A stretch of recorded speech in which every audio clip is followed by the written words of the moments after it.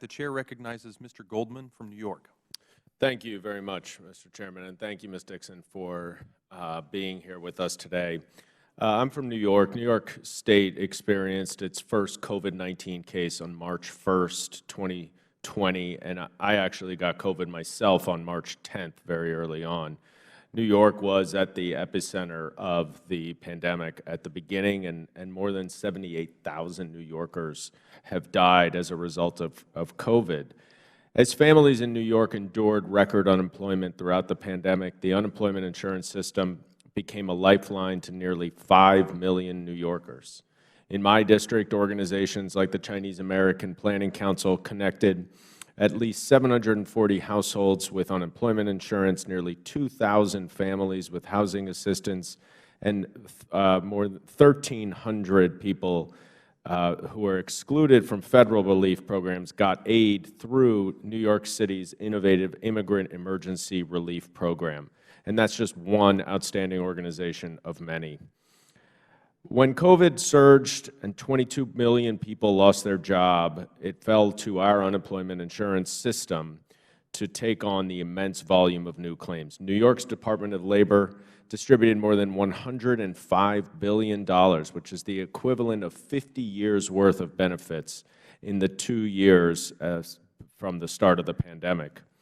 But obviously, this new influx of benefits opened itself up to fraud, especially through identity theft online, which I know you have spoken about. The New York State Department of Labor has recommended that Congress provide sustained investments and additional resources to help states combat the ever-evolving threat of cyber fraud.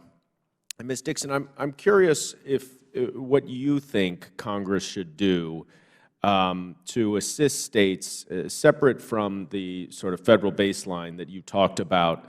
Where would our resources be most effective in assisting states to modernize and upgrade its unemployment insurance systems? I'm echoing folks from the first panel. The information technology investments are critical. We have a decentralized system. There are 53 different unemployment insurance programs, and so there are 53 opportunities for criminal fraud rings to attack the system. And so really being able to invest in those systems, to harden those systems, to make sure that those offices are staffed. And one other really critical thing that Congress could do is create a program like the Extended Benefit Program that actually can be pre-programmed and already have the fraud measures built into it so that when there's a crisis, it just triggers on. And states are ready, and they're not rushing to program a different program each time that there's a crisis. Thank you. One of the most, I think, productive and effective measures that Congress passed was the child tax credit. And I'd love for you to talk a little bit about the success of the child tax credit and why it was so successful at reducing child poverty. So one piece of it was that money actually went into families' bank accounts, and they did not have to wait until they filed their taxes to get this money. And so when you add that money together with the unemployment insurance payments, you have families actually getting cash to meet their needs at a critical time. And we see that in the reduction of poverty, like what the huge impact that was to families and children all over the United States.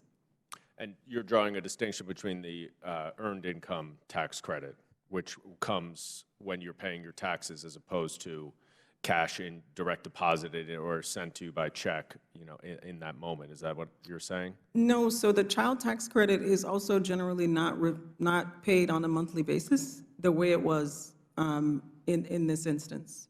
So it generally is something that either folks are changing their tax withholding to account for, or they're waiting until they file their taxes to get it. So what was really revolutionary was actually giving the cash, putting the cash in families' bank accounts.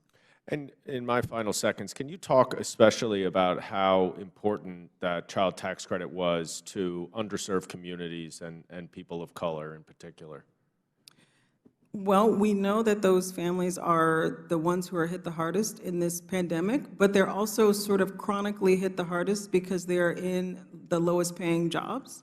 And so to make sure that children actually have their needs met, this was critical. And it was critical, it would have been critical at any time, but it was especially critical during this pandemic.